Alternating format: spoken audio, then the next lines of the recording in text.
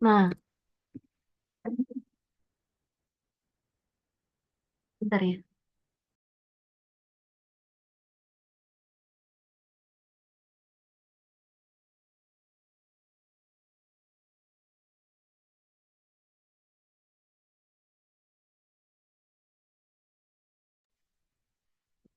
Nah, saya izin share screen terlebih dahulu untuk file yang akan kita pelajari.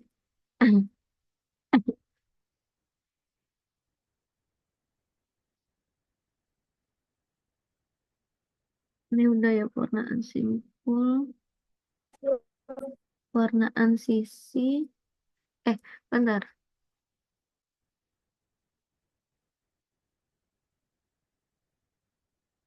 Oh, yang pewarnaan sisi ini udah. Sudah Bu, sudah sampai algoritma Wells Powell. Oh ya benar. Sudah. Sebentar. Bentar, bentar. Saya jadi lupa. Ini udah. Terus yang ini sudah ya? Sudah Bu. Maaf Bu, belum Bu. Kayaknya belum deh. Iya Bu, belum Bu, maaf Bu. Yang kemarin itu kayaknya simpul ya. Yang ini ya. Iya, baru sampai slide algoritma Wells Powell. Ya, Wells Powell udah. Nah, itu kan untuk menentukan pewarnaan titiknya ya. Nah, sekarang kita lanjutkan ke pewarnaan sisi kalau gitu ya. Oh, bentar. Yang ini belum ya berarti ya aplikasinya ya.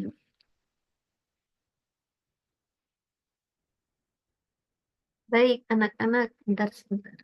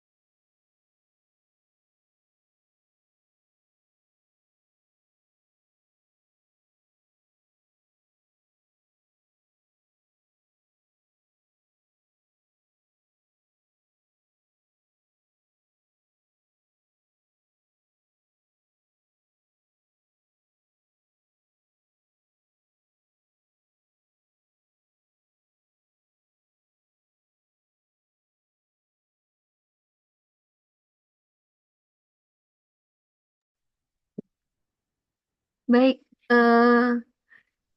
Ini kan kemarin kan algoritmanya itu untuk mempermudah ya. Tapi dia untuk apa yang titiknya itu nggak banyak kan ya disebutkan kekurangannya ya bahwa kalau titiknya banyak mungkin bisa jadi algoritma itu tidak maksimal ya. Nah, sekarang terkait dengan aplikasi pewarnaannya, pewarnaan titik ya. Jadi contoh aplikasinya adalah misalkan ada kasus seperti ini. Ada kantor kantor penjaga anak daycare gitu ya. Nah, dia itu menerima titipan anak gitu kan untuk dijaga. Nah, misalkan ada 8 anak, yakni anak A, B, C sampai H ya.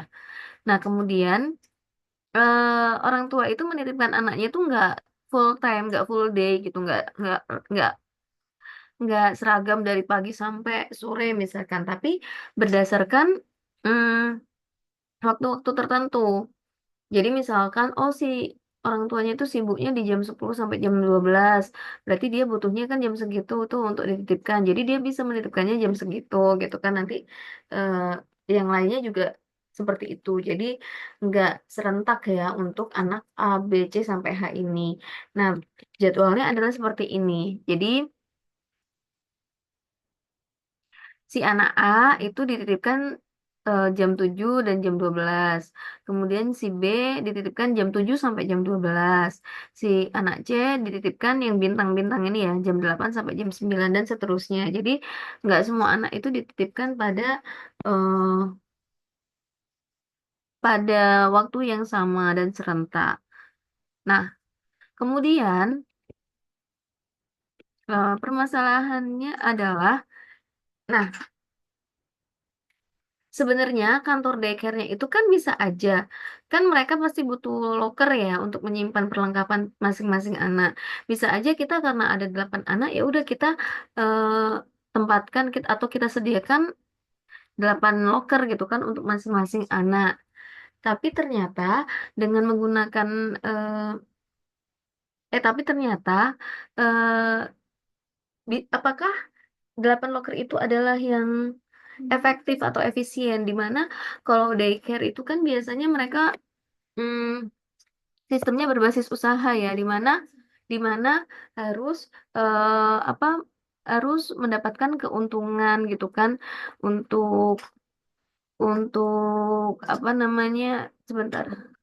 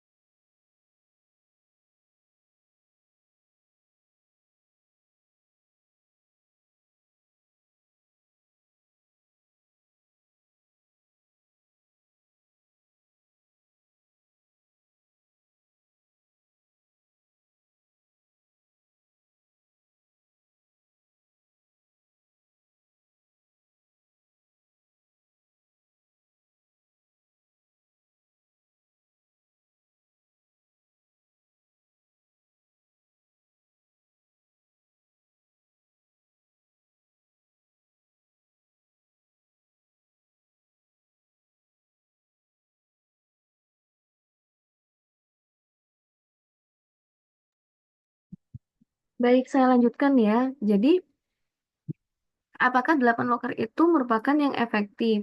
Nah, eh, dalam dunia usaha kan kita perlu yang eh, gimana kita cara mengeluarkan modal seminimal mungkin tapi keuntungan semaksimal mungkin gitu kan ya. Nah, kita selidikin nih apakah bisa kita gunakan loker itu nggak sesuai banyaknya anak, karena kan tiap anak nggak sama ya waktunya ya. Jadi kan ada kemungkinan misalkan nih yang tadi, misal si A dititipkan jam 7 tapi jam 8 kan dia kosong. Nah, sedangkan jam 8 jam 9 misalkan ya, si C dan D itu kan anak si C itu dititipkan ya. Sehingga bisa aja kan gantian tuh antara A dan C. Jadi si A dan C itu satu loker aja. Itu kan bisa jadi kan. Begitu juga yang lainnya. Nah, kita cari yang lebih efektif kira-kira gimana. Sehingga dengan loker yang kurang dari 8 itu pihak daycare juga nggak terlalu banyak beli barang lokernya itu gitu kan, sehingga mengurangi eh, pengeluaran dari perusahaannya.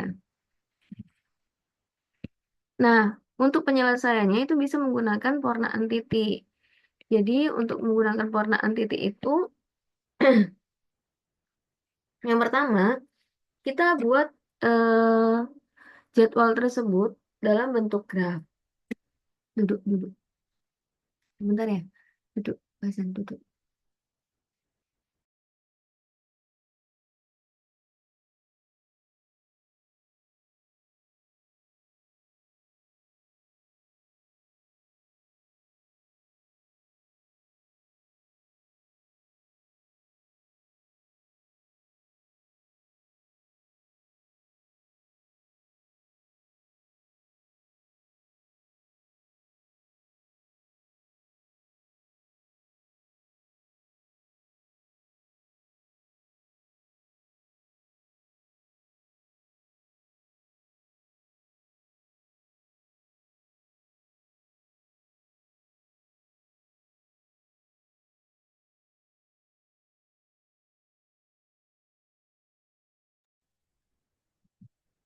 Nah, eh,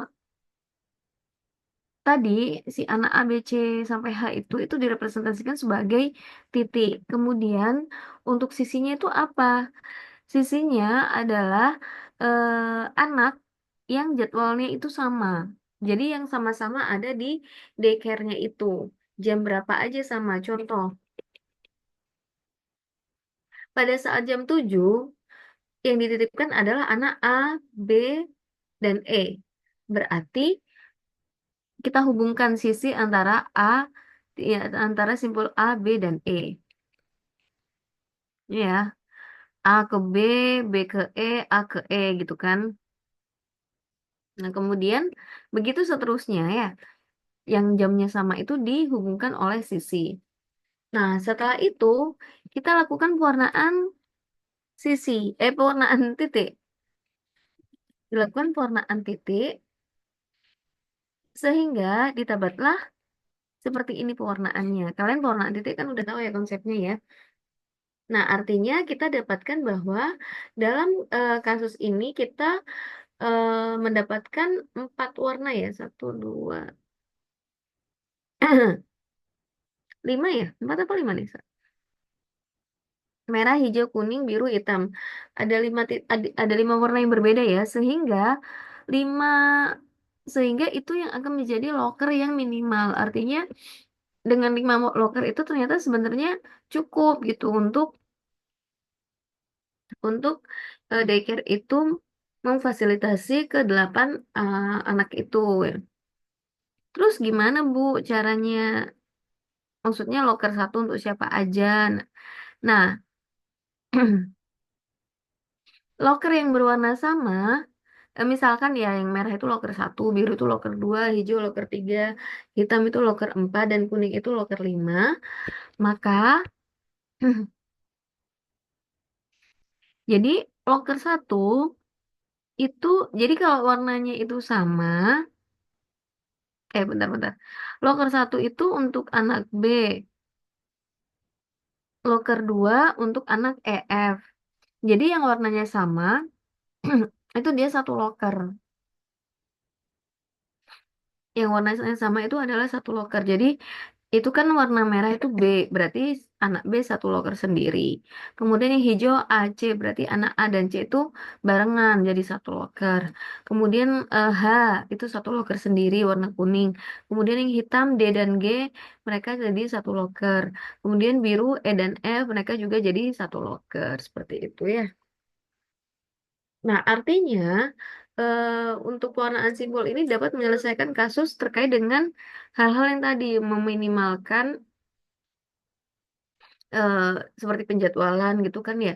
Nah, itu bisa digunakan pewarnaan simbol seperti ini gitu.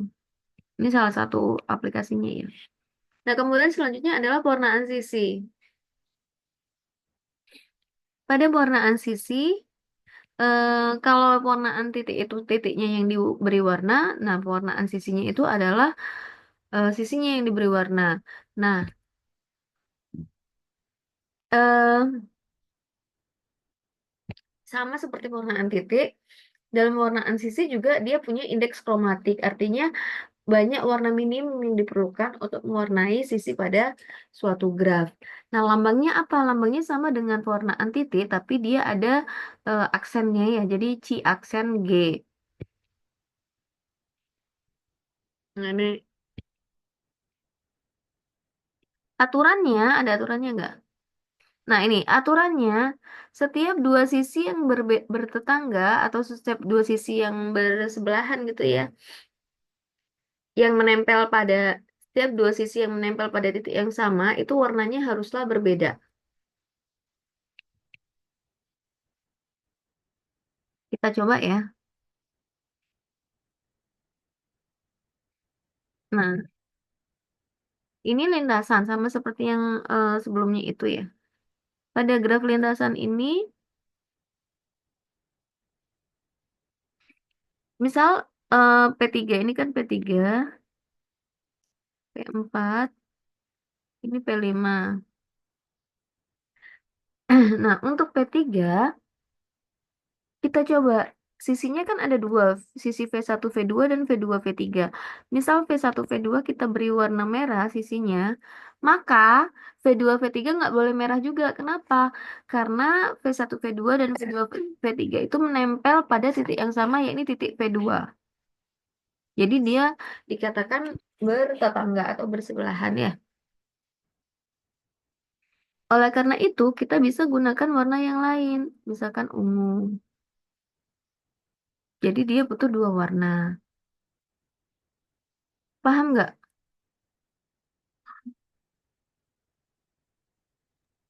Paham, Bu? Paham ya? Nah, kemudian yang P4, P1, V2-nya kita kasih warna merah, V2, V3-nya karena nempel pada V2 yang sama, maka nggak boleh sama. Jadi kita kasih warna ungu. V3, V4 nggak boleh ungu lagi karena nempel pada titik yang sama, yakni titik P3 ya. Tapi kita boleh kembali lagi ke warna merah untuk biar jadi minimum kan. Begitu seterusnya. Jadi untuk lintasan ini polanya gitu merah, ungu, merah. Jadi warna ke satu, warna kedua, warna ke satu, warna kedua, dan seterusnya sehingga didapatkan indeks kromatik dari em, PN atau graf lintasan itu adalah dua. Nah, sekarang yang sikel. Sikel ini juga seperti itu. Jadi, misal ini saya beri merah, yang ini ungu. Nah, kemudian yang sisi satunya, dia nggak boleh merah kan? Kalau merah dia nempel pada sisi yang sama, titik yang sama. Kemudian yang ungu juga begitu. Sehingga harus menambah warna lagi, yakni warna hijau misalkan. Untuk C4, dia merah. Kemudian misalkan saya kasih ini ungu. Ini boleh merah lagi atau harus hijau yang di atas, yang garis yang di atas itu. Merah lagi nggak apa-apa, Bu. Merah lagi nggak apa-apa karena dia tidak menempel pada titik yang sama. Baru di sini ungu lagi. Begitu seterusnya ya. Sehingga untuk indeks kromatik dari sikel atau CN itu sama seperti titiknya ya. Dia dibedakan jadi dua macam. Kalau yang sisinya ini dia bernilai dua untuk eh, N yang genap. Kemudian indeksnya 3 untuk N yang ganjil. Nah, untuk fungsi pewarnaannya sama. Sebelumnya kalian sudah belajar fungsi pewarnaannya enggak ya? Nah, ini kan fungsi pewarnaannya CXI ya. Yang di sini sama. Caranya adalah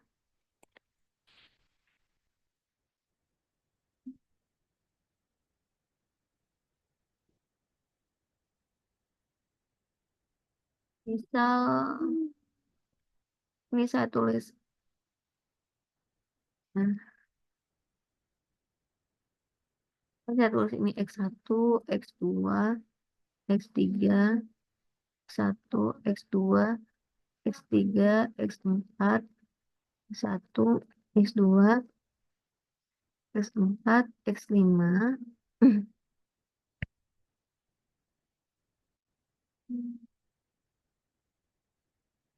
6, X6 itu ya. Nah, maka kalau kita kasih simbol angka ya, ini kan pewarnaan pewarnaan yang angka 1, 2, 3 gitu kan. Yang ini 1, 2, 1, 2 gitu ya. Terus yang ini 1, 2, 1, 2, 3 gitu kan. Kemudian ini 1, 2, 1, 2, 1, 2 ya. Jadi untuk coloring atau pewarnaan dari XI plus 1, jadi X1 X2 X1 X2 X2 X3 kayak gitu kan itu. Dia akan bernilai, bentar ini nggak cukup ini ya. Bentar.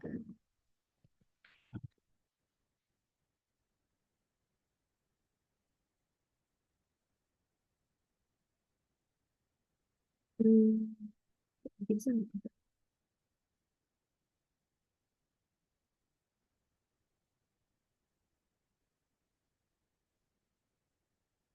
Nah, dia akan bernilai 1. Kan ke 1 itu untuk X1 X2 X3 X4 gitu ya. Nah, ini ketika I-nya ganjil, ini untuk I-nya genap karena sama kan genap ganjil itu ya.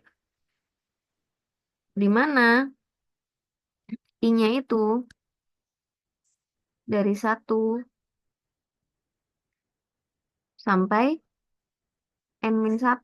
Kenapa? Karena 1 N-1. Karena untuk N-1C3, N-1-nya kan sampai 2 ya. Heeh. Karena untuk yang terakhir itu, dia beda kan nilainya. Ini X N-1, X N. Sebentar kok. X N-1 itu berapa? 3 itu 2. 2. Kalau ini, sorry bukan X N-1, ini X N ya. Kan yang terakhir itu X N X1 ya.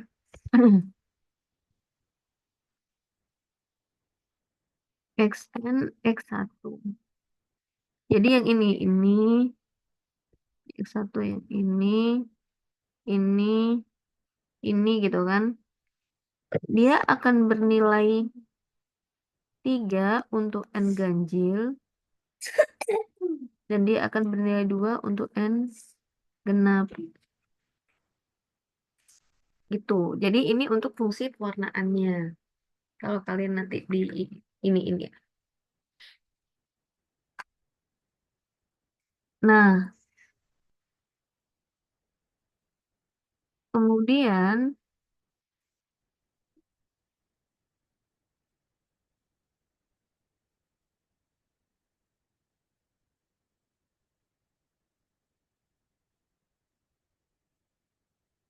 sekarang coba pewarnaan sisi ini,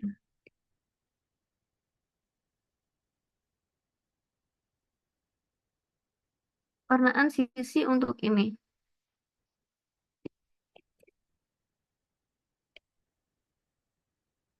Nah, ini indeks kromatiknya berapa untuk sisinya? Butuh berapa warna untuk meminimumkan dia menjadi pewarnaan sisi? Ingat, untuk sisi yang bertetangga atau menempel pada titik yang sama, dia nggak boleh sama warnanya ya. Coba dikerjakan dulu.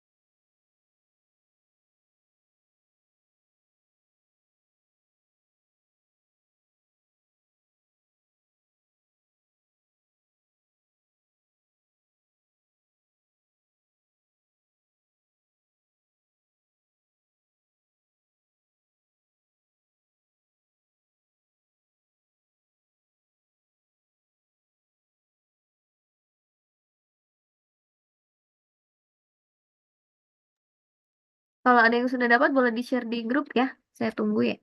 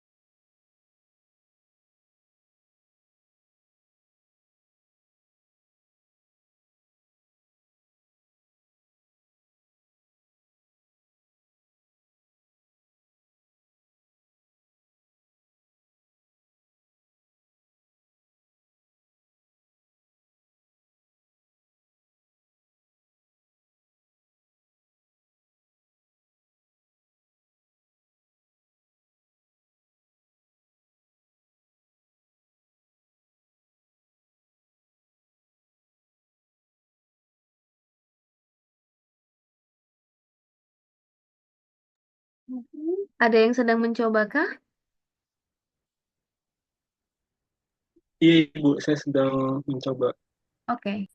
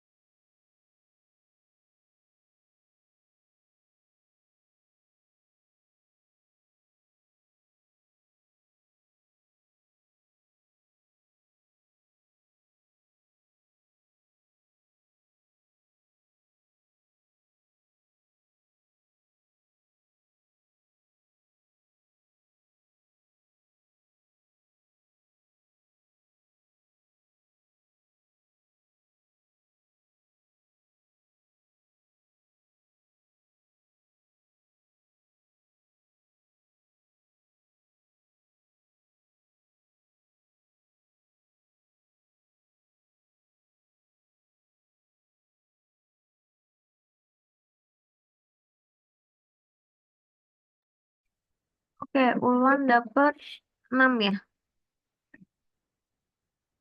Nah, coba kalian pikirkan ya. Kita coba cek bersama-sama.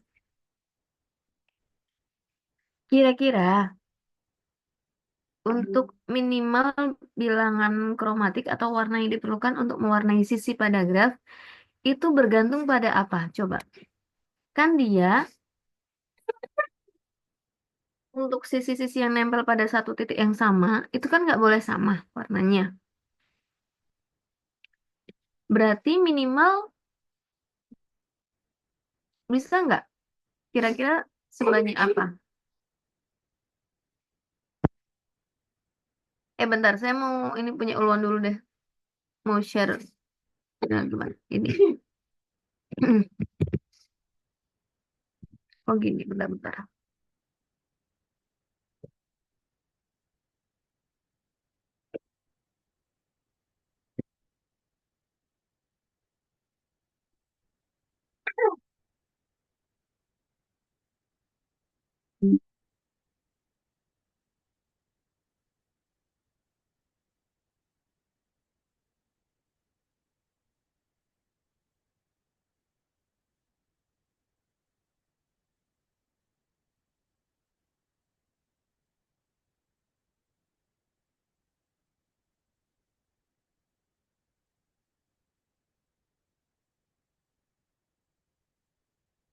Hmm.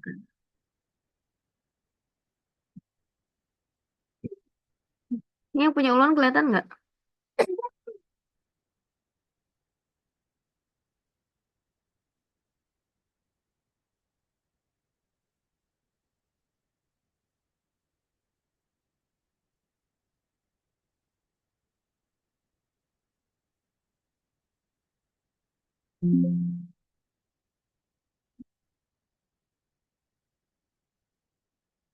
Nih, tadi ya pertanyaan saya. Minimal sebanyak apa? Kalau saya punya graf ini nih, bintang. Tahu graf bintang nggak?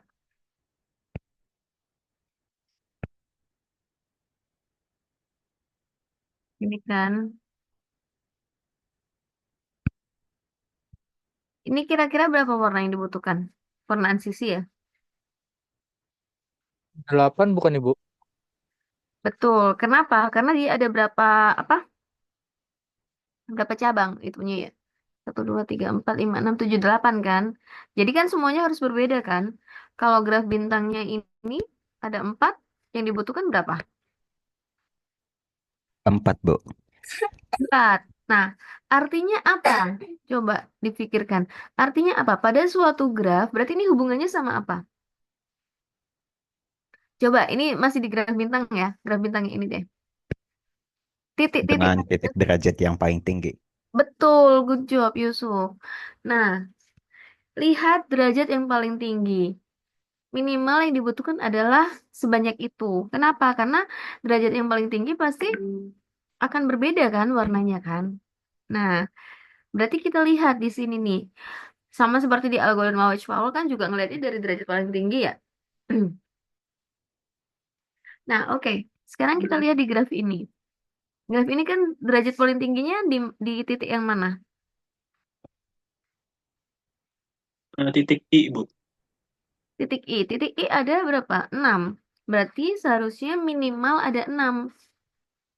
Tapi belum tentu gitu kan ya. Bisa 6 atau mungkin bisa 7 gitu kan. Tapi minimal 6. Kalau 5 nggak mungkin karena untuk yang menempel pada titik I itu kan harus berbeda. Nah, sekarang kita ke uluan ya. Uluan, bentar. Ini 1. Saya tadi lihat sekilas sih. Oh ya, ini 4 ya. Oke, 1, 2, 3, 4, 5, 6. Oke. Nah, jadi kita bisa mulai dari sana. 1, 2, 3, 4, 5, 6. Nah, kemudian yang lainnya warna apa? Terserah. Yang penting nggak di luar 6 itu. Kenapa? Karena jangan apa kita usahakan gunakan warna yang sudah ada dulu gitu sebelum kita nambah warna yang lain. Di sini satu, coba kita cek punya uluan ini ya. Walaupun nanti misalkan kalian penempatan warna satu 2 3 dan seterusnya itu berbeda, nggak masalah. Yang penting indeks kromatiknya sama. Ini satu, ini lima, ini empat, aman ya. Terus ini dua, ini satu ya. Ini tiga, aman kan? Jadi lihat titik. Jadi sekarang kita mau lihat nih tiap titiknya, apakah ada indeks yang dan warna yang bersebelahan nggak boleh sama ya. Ini titik H. Titik H warnanya satu, tiga, empat, dua ya yang menempel pada titik H sisinya. Satu, tiga, enam, empat, dua, aman ya. C empat, tiga, dua. B tiga, enam, dua, lima. A empat, satu, lima. D satu, tiga, enam, empat. Yang I yang tadi ya. Yang E satu, tiga, dua, empat. Yang F satu, dua, tiga, empat. Yang G empat, dua, lima, tiga. Oke, aman ya. Ada yang dapatnya lebih dari 6 atau mungkin sama 6 juga tapi dengan pewarnaan yang berbeda, maksudnya warna-warna penempatan warnanya berbeda, nggak masalah. Yang lainnya dapatnya berapa indeks kromatiknya?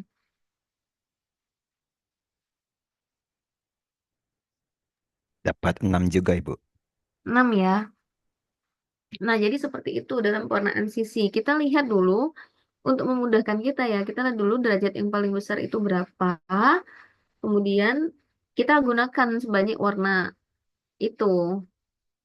Kalau misalkan ternyata udah mentok, baru kita tambahkan warna lainnya. Oke, sekarang di aplikasinya. Nah, pada aplikasi pewarnaan sisi ini, itu contohnya adalah, nih, misalkan ada sebuah pabrik reparasi mobil.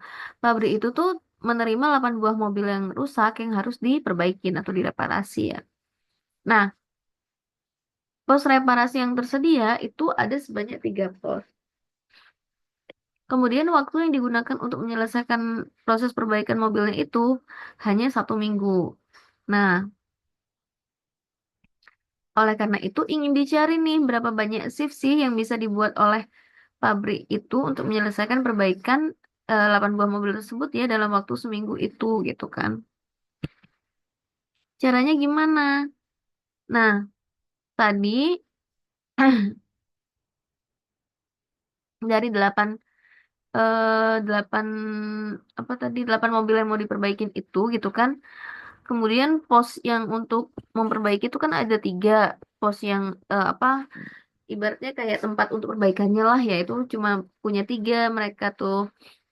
Nah, jadi setiap kita misalkan titik-titiknya itu yakni banyaknya mobilnya dan juga posnya itu. Nah, kemudian antar mobil dan pos itu kita hubungkan dengan sisi. Nah, setelah itu sehingga kita dapat ini ya graf bipartit ini ya. Nah, kemudian setelah itu dilakukan pewarnaan sisi sehingga didapat nih ada berapa banyak sisi yang berbeda. Yang derajatnya paling banyak ya satu dua satu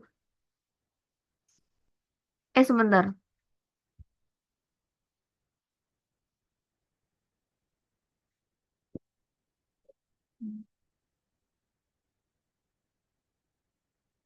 Oh, sebentar. Merepresentasi sebagai jumlah simpul mobil harus sedangkan simpul R1, R2, R3 berapa? 3 pos. Sebentar saya jadi lupa nih. Ini kenapa R1-nya itu cuma ke A, B, yang A cuma R1, R2. Oh, nggak ke R3 ya? Ini nggak ada sebuah pabrik 8 buah mobil. Pos reparasi hanya tersedia sebanyak 3 pos, sedangkan waktu yang digunakan untuk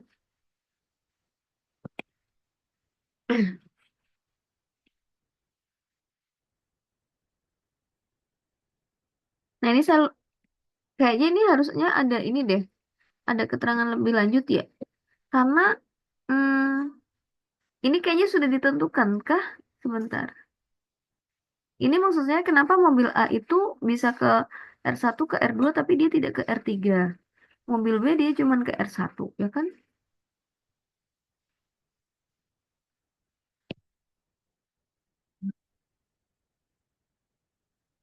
Coba kepikiran nggak?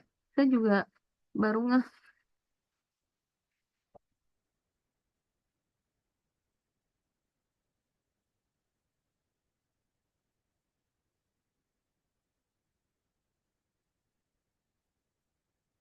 kepikiran nggak? Kayaknya itu harusnya ada keterangan lebih lanjut ya.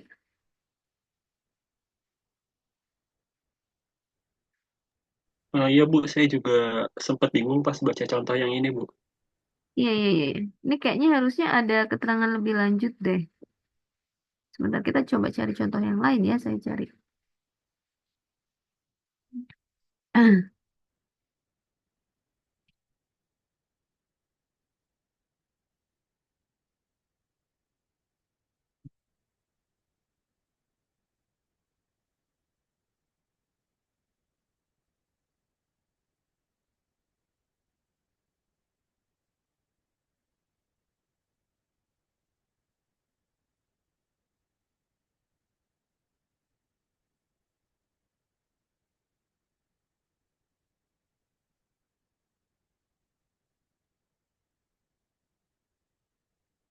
Hmm, hmm, hmm.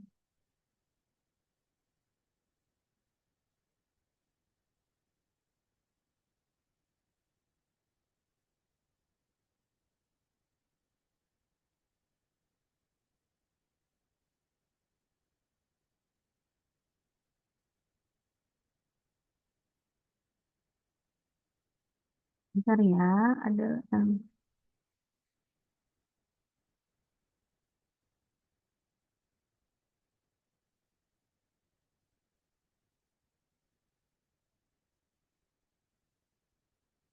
banyak kan titik ya. Coba searching.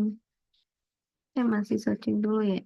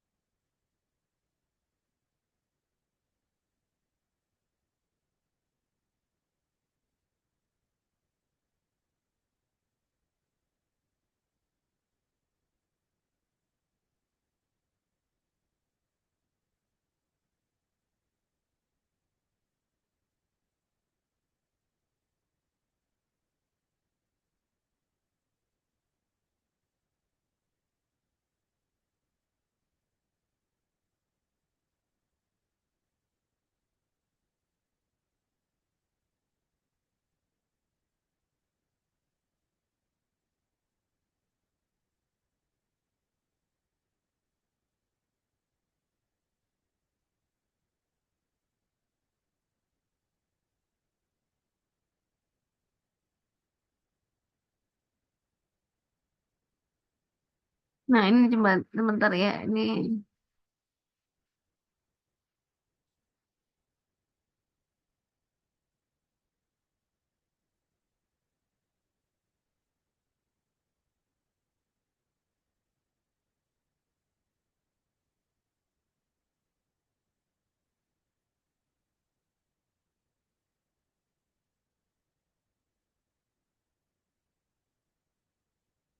sebentar.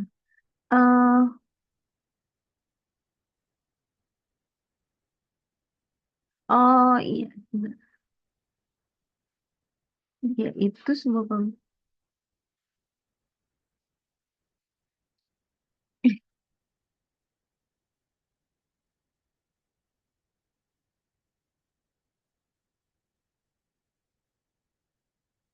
nanti deh saya cari dulu ya, biar ini lebih efektif waktunya. Nanti sambil saya share di grup ya, kalau udah dapat ini kayaknya apakah ada informasi yang hilang atau gimana ya. Kita lanjut dulu ya, sedikit lagi di pewarnaan wilayah. Nah, kalau pewarnaan wilayah itu, eh, itu biasanya pada peta. Jadi dia memberikan warna pada wilayah yang di mana setiap dua wilayah yang bertetangga itu nggak boleh sama warnanya, warnanya harus berbeda. Nah, peta, nah petanya itu harus dibentuk menjadi graf planar, artinya nggak ada sisi yang bersilangan atau memotong ya. Jadi harus dibuat apa namanya graf planernya dulu. Nah, setelah itu dibentuk graf dualnya. Nah, setelah dibentuk graf dualnya, baru digunakan konsep warnaan simpul atau titik. Sebentar. Ini intinya gini ya. eh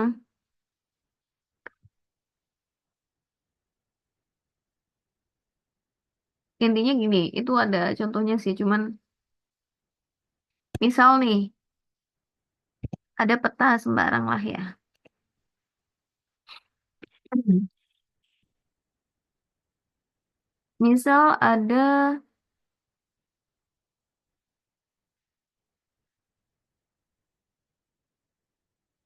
sebentar, saya pernah, ntar ya. Kemarin itu ngajar ini graf.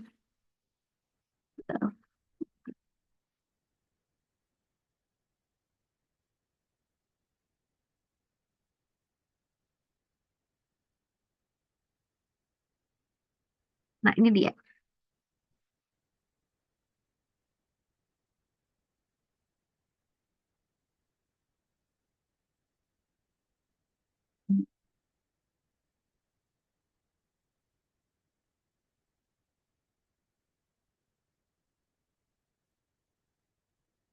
Nah, ini tuh ada suatu graf G dan juga graf dualnya itu yang G bintang itu. Asal mulanya dari mana graf dual? Sambil kalian mengingat lagi ya, pada saat matematika diskrit juga kan eh, sebenarnya sudah dijelasin ya. Nah, ini saya gambarkan ulang.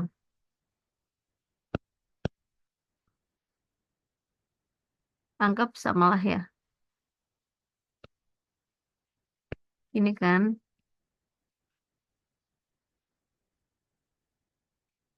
Nah, graf awalnya yang G itu kan bentuknya seperti ini.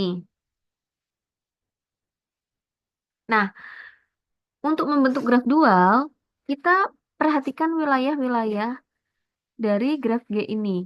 Wilayah itu artinya eh, masing-masing, ini kan graf planar nih. Kalau planar itu gini, misalkan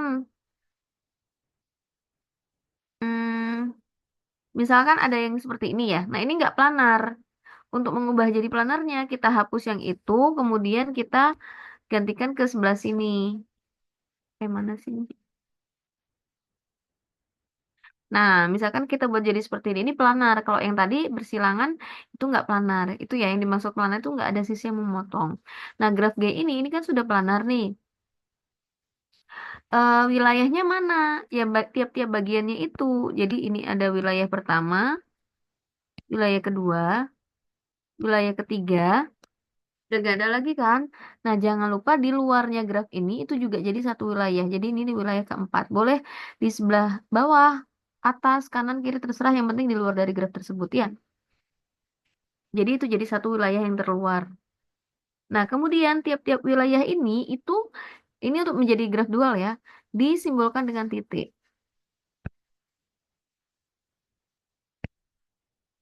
Nah, setelah itu, kalian hubungkan masing-masing sisi yang biru di graf awal itu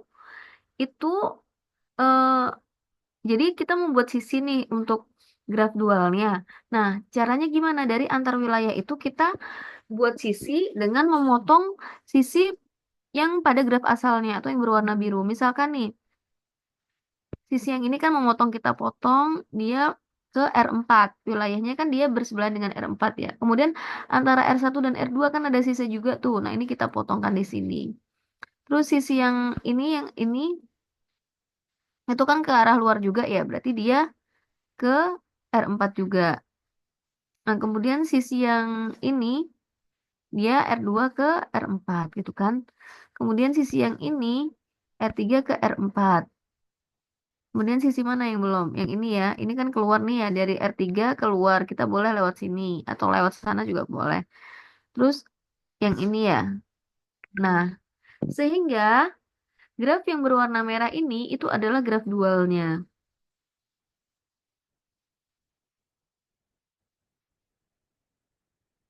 Nah, ini adalah graf dualnya. Atau kita simpulkan dengan G bintang. Nah, setelah kita dapat graf dualnya, kita warnai dengan warnaan titik graf dualnya itu ya.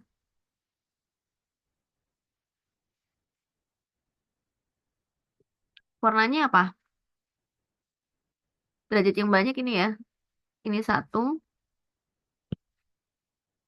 terus ini dua boleh. Ini tiga ya. Ini dua boleh. Gini nggak?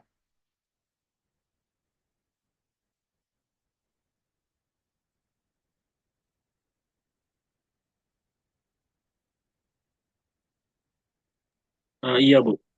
Boleh ya. Nah, tadi simbol-simbol yang bertengger dihubungkan oleh sebuah sisi sehingga pewarnaannya menggunakan konsep warnaan simpul. Nah, jadi untuk graf yang tadi, yang peta yang mau kita warnain tadi, ini kan tadi mana sih?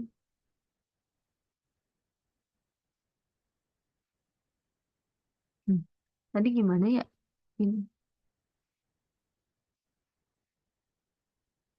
Ini di luar. Oh gini ya tadi ya.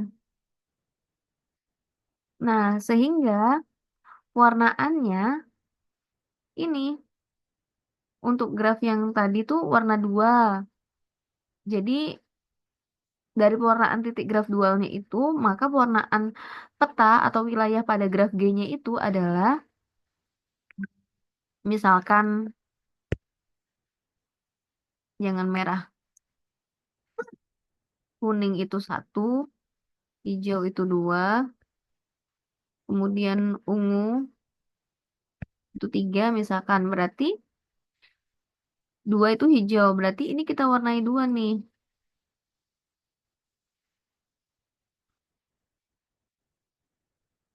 Yang ada warnanya dua, ini kita warnai dua. Ini warnai dua. Ini hijau juga warnai dua. Tiga itu apa? Ungu.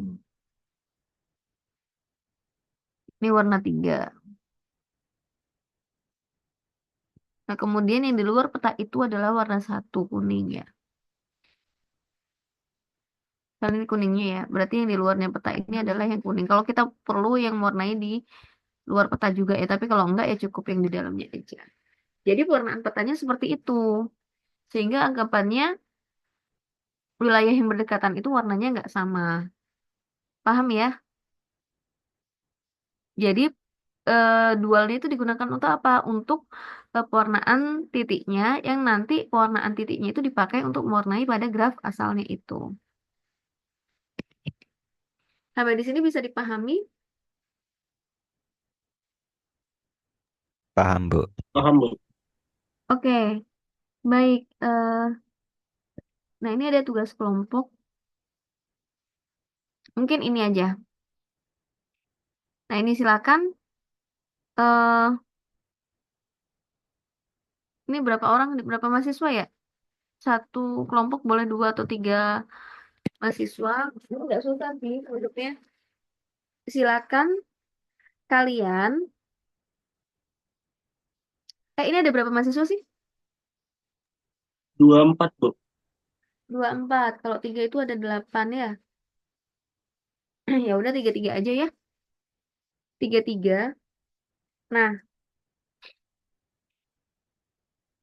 kalian coba cari contoh permasalahan dalam kehidupan sehari-hari ya terkait dengan pewarnaan titik, sisi dan juga wilayah. Udah satu kelompok itu. Maksudnya kalian tulis aja atau kalian ketik juga boleh. Nggak apa-apa. Kayak tadi misalkan masalah daycare kan tadi itu ya, mungkin ada masalah yang lain. Biasanya masalah penjadwalan itu sih. Kalian boleh pakai jadwal mata kuliah kalian misalkan, atau kalau susah ya, ya kasih contoh yang sederhana aja. Jadi apa?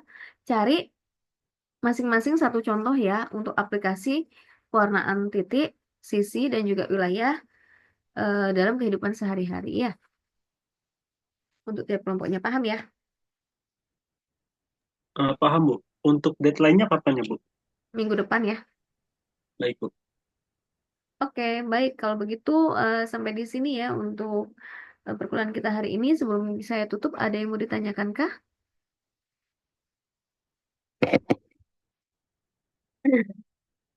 Tidak ada ya. Jika tidak ada, saya izin untuk mengakhiri perkuliahan hari ini. Terima kasih atas kehadiran, partisipasi, dan kerjasama kalian. Mohon maaf jika ada kesalahan. Saya akhiri sampai di sini. Wassalamualaikum warahmatullahi wabarakatuh. Waalaikumsalam Waalaikumsalam warahmatullahi warahmatullahi wabarakatuh. Terima wabarakatuh. kasih, Bu. Terima kasih, Bu. Ya, sama-sama. Oh ya, minggu depan kita insya Allah akan ada namanya nanti rainbow coloring ya. Mungkin kita akan mempelajari itu ya. Terima kasih. Saya izin stop share dan live ya.